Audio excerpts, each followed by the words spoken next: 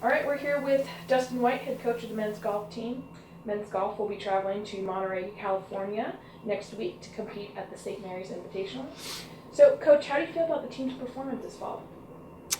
It's been a little sporadic. I think that we've had glimpses of really good things. We've had some struggles along the way, which I'm sure everyone does.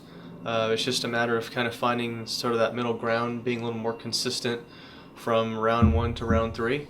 But it's a process, and we'll get there. Maybe slower than we'd like, but we'll get there.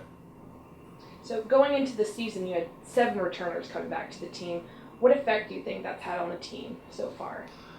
I think it's been great. I think that um, having those 7 guys come back, maybe the expectations were, these guys have kind of been there and done that. They've got some experience, and we didn't get out of the gate quite like we thought we would. But I think mixing in some of the new energy with the freshmen and the 7 guys returning, I think there's really good energy among the whole team, and so I think that's only going to help us in the long run.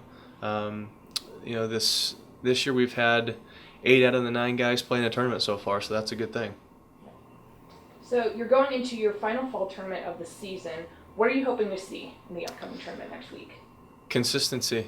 I mean, we've talked about it a lot, but if we can get off to a good start, it seems like our last 18 to 20 holes that we play is generally really, really solid. And so if we can somehow incorporate more of that from the start, I think that'll only help us in the end.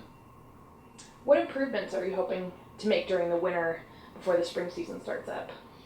We'll kind of evaluate where everyone is at and sit down and talk to everybody, kind of form a game plan of what we're going to do in the off season, and then just basically the best way to go about it. I mean, we're only allowed so much time with the guys in the off season, so that's a struggle. But I think as long as we're organized with what we do with that time, the guys are going to make some serious improvements, both in things that they want to improve and things that we think that they can improve at the same time.